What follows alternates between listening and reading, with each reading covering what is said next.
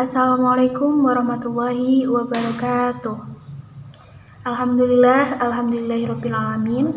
Wassalatu wassalamu ala asrofil anbiya'i wal mursalin wa ala alihi wa sahbihi rasulillahi ajmain. Amma ba'd. Bismillahirrahmanirrahim.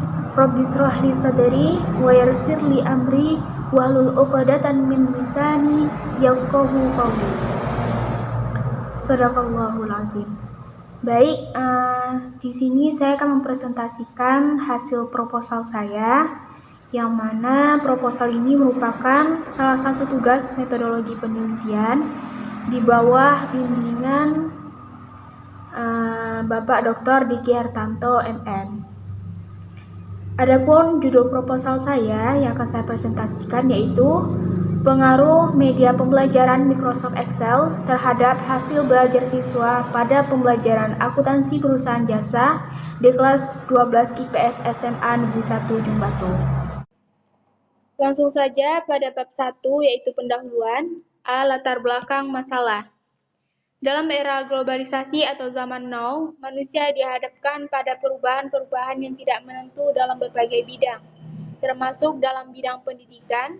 Menghadapi pendidikan pada masa kini, perlu adanya perubahan penataan sistem pendidikan yang baik secara menyeluruh dan merata, yang berkaitan dengan kualitas pendidikan serta relevansinya dengan masyarakat dan dunia kerja. Kemudian menurut Daryanto pada tahun 2011 nomor 3, mengatakan bahwa hasil belajar yang optimal merupakan salah satu cerminan hasil pendidikan yang berkualitas. Upaya peningkatan mutu pendidikan, khususnya pendidikan di sekolah, tidak terlepas dari masalah hasil belajar yang dicapai oleh siswa.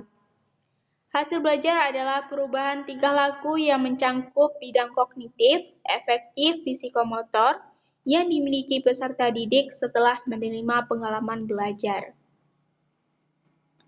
Kemudian pelaksanaan pembelajaran di SMA belum dapat dinyatakan optimal. Hal ini tampak dari rendahnya hasil belajar yang dicapai oleh peserta didik. Akibatnya, banyak lulusan SMA yang tidak terserap di lapangan pekerjaan yang sesuai dengan bidang keahliannya. Kondisi seperti ini terjadi pula di SMA Negeri 1 Jumbatu. Kemudian, perkembangan ilmu pengetahuan dan teknologi semakin mendorong upaya-upaya pembaharuan dalam pemanfaatan hasil-hasil teknologi dalam proses belajar. Para guru dituntut agar mampu menggunakan alat-alat yang dapat disediakan oleh sekolah dan tidak tertutup kemungkinan bahwa alat-alat tersebut sesuai dengan perkembangan dan kebutuhan pembelajaran.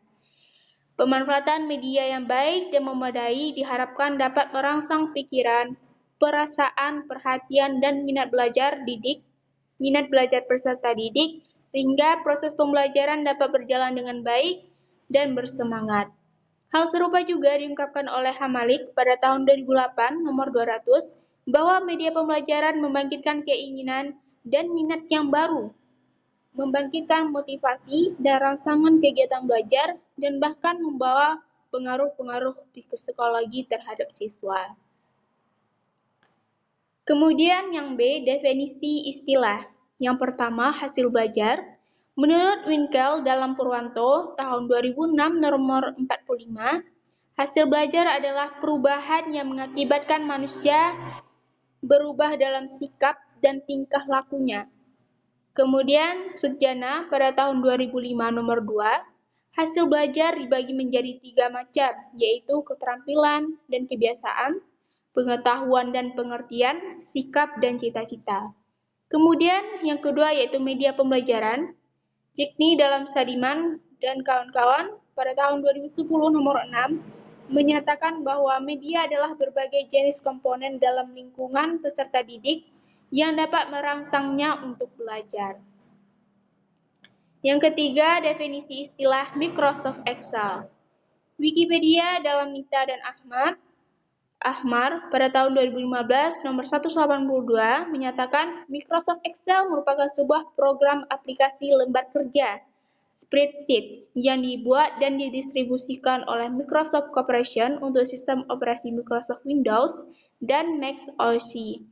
Jadi, Microsoft Excel ini jika digunakan sebagai media pembelajaran oleh siswa khususnya pada pembelajaran akuntansi, maka bisa membantu dalam membuat lembar kerja, yaitu buku kerja besar, laporan keuangan, buku besar, dan lain sebagainya yang menunjang dan berkaitan dengan pendidikan akuntansi. Selanjutnya yang C yaitu permasalahan. Yang pertama, identifikasi masalah. Berdasarkan pengamatan dan wawancara peneliti terhadap peserta didik kelas 12 IPS pada pembelajaran akuntansi perusahaan jasa di SMA 1 Ujung Batu, diduga belajar peserta didik masih rendah, tercermin dari masih adanya peserta didik yang sering tidak membuat tugas dan mencontek jawaban temannya saat diberikan pekerjaan rumah. Peserta didik hanya belajar pada saat ada guru di dalam kelas. Jika tidak ada guru di dalam kelas, peserta didik lebih memilih bermain handphone, mengobrol, dan bermain-main dengan temannya yang lain. Selanjutnya yang kedua yaitu batasan masalah. Terdapat 3 batasan masalah. Yang pertama, pengaruh media pembelajaran Microsoft Excel pada penelitian ini hanya dilakukan pada subtema akuntansi perusahaan jasa. Muatan pembelajaran ekonomi di kelas 12 IPS SMA Negeri 1 Ujung Batu. Yang kedua, media pembelajaran hanya menggunakan Microsoft Excel dan LCD. Yang ketiga, membandingkan hasil belajar siswa yang menggunakan Microsoft Excel dan menggunakan manual. Yang ketiga itu rumusan masalah.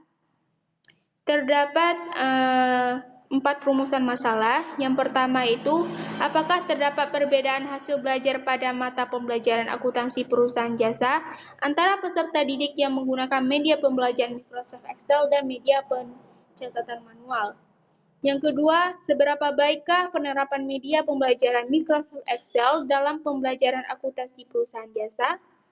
Yang ketiga, bagaimana tingkat pemahaman hasil belajar siswa pada pembelajaran akuntansi perusahaan jasa menggunakan media pembelajaran Microsoft Excel?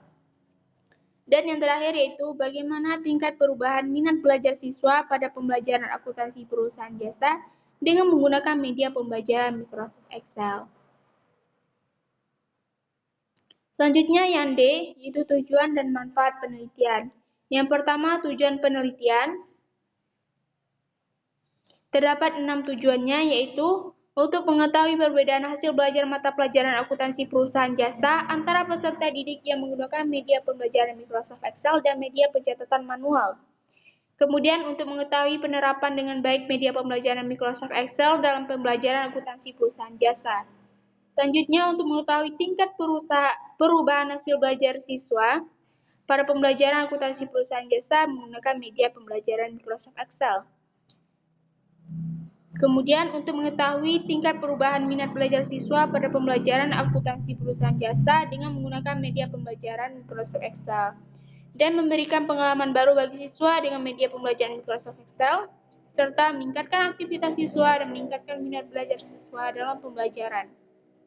Sehingga dapat memberikan kesan bahwa pelajar akuntansi perusahaan jasa ini merupakan pembelajaran yang mudah dan menyenangkan. Yang kedua yaitu manfaat penelitian, yaitu ada 2 manfaat. Yang pertama, kegunaan teoritik, menambahkan wawasan ilmu dalam bidang pendidikan, khususnya dalam bidang pendidikan, yang mana dalam keefektifan media pembelajaran berbasis Excel. Yang kedua, kegunaan praktis sebagai bahan masukan dan motivasi bagi lembaga pendidikan, khususnya untuk guru akuntansi atau ekonomi, agar selalu berusaha melakukan inovasi lebih baik yang sesuai mengikuti perkembangan zaman serta memaksimalkan aktivitas pembelajaran siswa. Dan juga bermanfaat bagi siswa sendiri, bagi guru, bagi sekolah, dan bagi peneliti. Selanjutnya bab 2 yaitu landasan teori. Yang A, kajian teori. Yang pertama, pengaruh. Menurut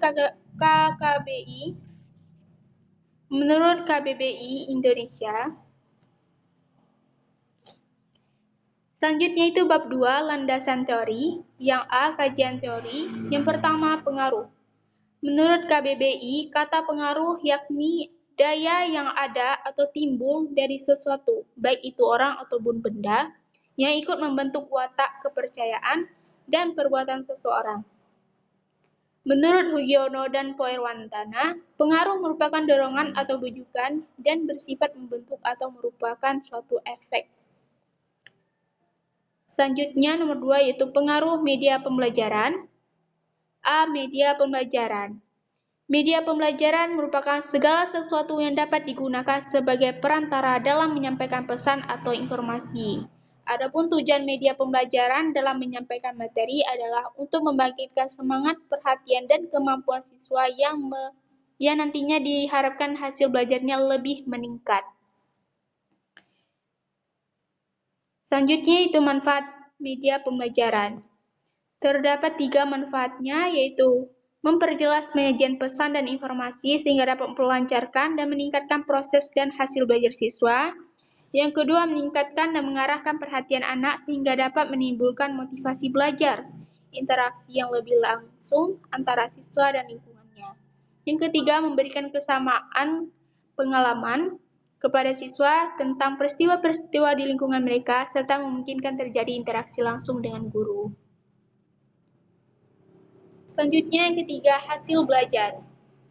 Yang pertama, pengertian hasil belajar. Menurut pemikiran Jack Lee, dalam buku karangan Agus Supriyono, bahwa si belajar merupakan informasi verbal, keterampilan intelektual, strategi kognitif, keterampilan motorik, dan sikap. Macam-macam hasil belajar yaitu baik dalam ranah kognitif, pengetahuan, efektif, dan psikomotorik. Yang C yaitu teori dan prinsip belajar. Pertama, teori belajar yang menggunakan konsep yang menganggap bahwa otak manusia terdiri atas sejumlah kemampuan potensial dan menggunakan konsep yang menganggap bahwa manusia merupakan suatu sistem energi atau kekuatan. Yang kedua yaitu prinsip belajar. Adapun prinsip-prinsip belajar menurut Aunur Rahman, yaitu prinsip belajar dapat diartikan sebagai pandangan mendasar dan dianggap penting yang dijadikan sebagai pegangan di dalam melaksanakan kegiatan. Yang ketiga, tujuan dari hasil belajar.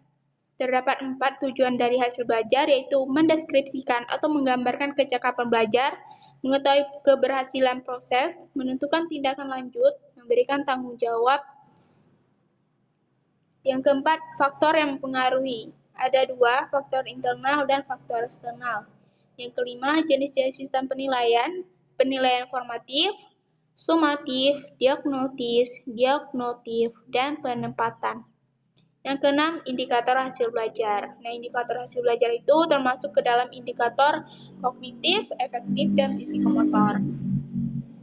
Selanjutnya, yang keempat, yaitu akuntansi perusahaan jasa. Nah, akuntansi perusahaan jasa di sini terdiri dari pengertian akuntansi dan perusahaan jasa. Akuntansi adalah proses pencatatan, pengelompokan, pengikhtisaran atau menyimpulkan, dan pengkomunikasian transaksi keuangan sebagai kewujudan kegiatan ekonomi suatu perusahaan, sehingga dimungkinkan adanya penilaian dan pengambilan keputusan bagi pemakainya. Adapun perusahaan jasa memperoleh laba berasal dari pendapatan jasa yang diterima dikurangi dengan berbagai biaya yang dikeluarkan oleh perusahaan jasa tersebut. Jadi perusahaan jasa itu contohnya seperti bengkel, mobil, salon kecantikan, dan lain-lainnya. Jadi akuntansi perusahaan jasa itu pencatatan yang ada di perusahaan jasa, yaitu perusahaan yang memberikan pekerjaan jasa-jasa. Selanjutnya, yang B yaitu kajian penelitian yang relevan. Saya menggunakan 2 kajian penelitian yang dianggap relevan dengan judul penelitian yang saya teliti. Yang pertama itu saya ambil dari jurnal, yaitu punya saudara Neneng Rahmawati pada tahun 2017, yang mana judulnya Teknologi Pembelajaran Pascasarjana Universitas Sultan Ageng Tritayasa, Pengaruh Media Pembelajaran Microsoft Excel dan Kemandirian belajar peserta didik terhadap hasil belajar. Yang kedua, skripsi dari Agus Susanto pada tahun 2019, yang mana judulnya yaitu Pengaruh Media Pembelajaran Berbasis Excel terhadap hasil belajar siswa pada mata pelajaran fikih di MTS Negeri 6 Cirebon, Kecamatan Karangsambu, Kabupaten Cirebon. Baik yang C yaitu kerangka berpikir, dapat dilihat dari gambar ini, yaitu terdapat variabel X atau variabel bebas, pengaruh media pembelajaran Microsoft Excel terhadap variabel Y atau variabel yang terikat, yaitu hasil belajar siswa. Yang D, asumsi dan hipotesis. Yang pertama yaitu asumsi. Penelitian ini dapat dilaksanakan karena berdasarkan asumsi penggunaan media pembelajaran Microsoft Excel dalam hasil belajar siswa pada pembelajaran akuntansi perusahaan jasa di kelas 12 IPS SMA Negeri 1 Ujung Batu. Yang kedua, hipotesis HA. Ada perbedaan penggunaan media pembelajaran Microsoft Excel terhadap hasil belajar siswa pada pembelajaran akuntansi perusahaan jasa di kelas 12 IPS SMA Negeri 1 Ujung Batu. Dan H0, tidak ada pengaruh media pembelajaran Microsoft Excel terhadap hasil belajar siswa pada pembelajaran akuntansi perusahaan jasa di kelas 12 IPS SMA Negeri 1 Ujung Batu. Nah, kemudian yaitu bab 3, metodologi penelitian. Yang A, jenis dan desain penelitian. Jenis penelitian ini adalah jenis penelitian eksperimen. Penelitian ini merupakan jenis penelitian kuasi eksperimen, di mana variabel penelitian tidak memungkinkan untuk dikontrol, dan menggunakan desain penelitian pre-test dan post-test control group design, yang mana pada desain ini digunakan 2 sampel kelas, 1 sampel untuk kelompok eksperimen, yaitu kelompok kelas yang diberikan perlakuan media pembelajaran Microsoft Excel, dan kelas untuk kelompok kontrol, yaitu kelas yang diberikan perlakuan media pencatatan manual. Kemudian yang B, tempat dan waktu penelitian. Penelitian ini akan dilaksanakan di SMA Negeri 1 Ujung Batu, Kabupaten Rokan Hulu. Penelitian ini akan dilaksanakan setelah seminar proposal, sehingga penelitian ini selesai. Yang C, subjek dan objek penelitian. Subjek dalam penelitian ini adalah peserta didik kelas 12 IPS 1 dan 12 IPS 5, sedangkan objek penelitian ini adalah pengaruh media pembelajaran Microsoft Excel terhadap hasil belajar siswa pada pembelajaran akuntansi perusahaan jasa pada SMA Negeri 1 Ujung Batu. Yang D, populasi dan sampel penelitian. Yang pertama, populasi. Populasi dalam penelitian ini adalah seluruh siswa kelas 12 IPS SMA Negeri 1 Ujung Batu dengan jumlah siswa 160. Dan sampel penelitian ini menggunakan teknik pengambilan sampel random. Karena pada eksperimen ini, apalagi jenis penelitiannya itu kuasi eksperimen, yang mana pengambilan sampelnya harus random. Jadi di sini pengambilan teknik sampelnya yaitu random sampling, yaitu salah satu teknik sampling probability sampling, di mana teknik pengambilan sampel diambil secara acak atau random. Sampel pada penelitian ini akan diambil 2 kelas, yaitu kelas 12 IPS 1 dan 12 IPS 5 yang tidak memiliki perbedaan kemampuan yang signifikan dalam penelitian. Dalam pemilihan kelas kontrol dan kelas eksperimen akan dipilih secara acak. Yang D yaitu teknik pengumpulan data. Teknik pengumpulan data yang digunakan peneliti yaitu observasi, tes, catatan lapangan, wawancara, dan dokumen. F, validasi dan reliabilitas instrumen. Yang pertama, uji validasi. Pengujian validasi bertujuan untuk melihat tingkat keandalan atau kesahihan atau ketepatan suatu alat ukur.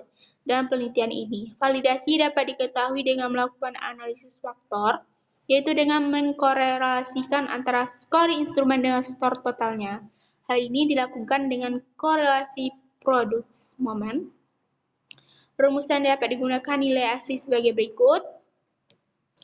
Lanjutan, setelah setiap butir soal instrumen dihitung besarnya koefisien dengan skor totalnya, maka langkah selanjutnya adalah menghitung uji T atau uji tabel dengan rumus sebagai berikut, yang mana selanjutnya membandingkan nilai hitung nilai T hitung dan T tabel guna menentukan apakah butir soal tersebut valid atau tidak dengan ketentuan sebagai berikut. Jika T hitung lebih kecil dari T tabel, butir soal tersebut tidak valid. Jika T hitung lebih besar dari T tabel, maka butir soal tersebut valid. Yang kedua, uji reliabilitas. Pengujian reliabilitas digunakan untuk mengukur ketepatan instrumen atau ketetapan siswa dalam menjawab alat evaluasi tersebut. Suatu alat evaluasi atau instrumen dilakukan baik bila reliabilitasnya tinggi. Untuk mengetahui apakah suatu tes memiliki reliabilitas tinggi, sedang atau rendah, dapat dilihat dari nilai koefisien reliabilitasnya dengan rumus sebagai berikut.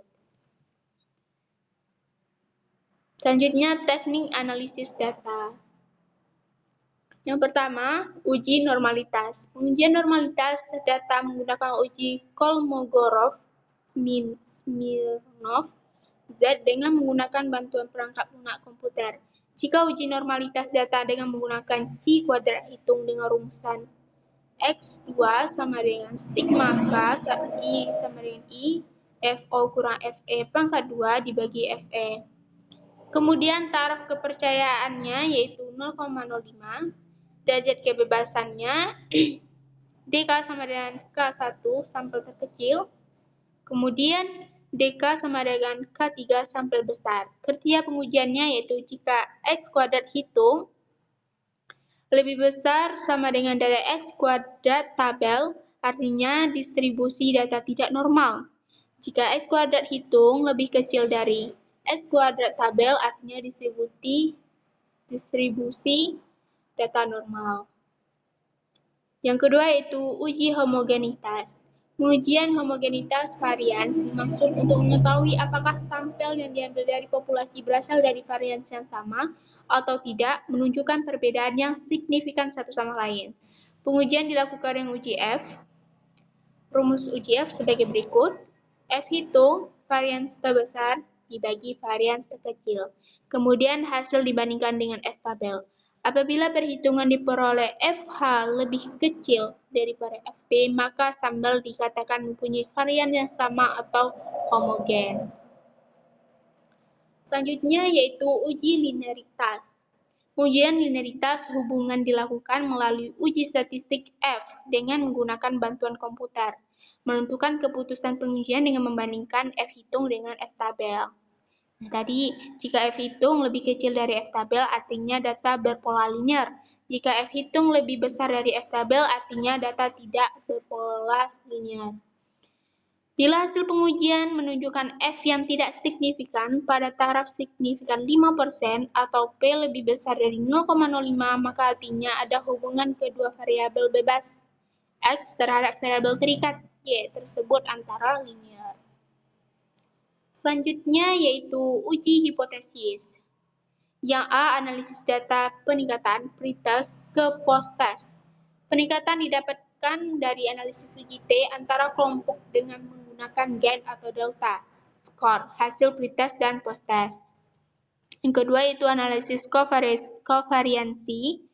Dalam penelitian ini, narkova yang digunakan adalah narkova satu jalur menggunakan bantuan software komputer SPSS. Analisis melibatkan variabel bebas, variabel sertaan, dan variabel terikat. Dan selesai, alhamdulillah. Terima kasih, semoga bermanfaat dan mohon maaf apabila ada kesalahan. Dan jangan lupa like, comment, share, and subscribe. Terima kasih. Assalamualaikum warahmatullahi wabarakatuh.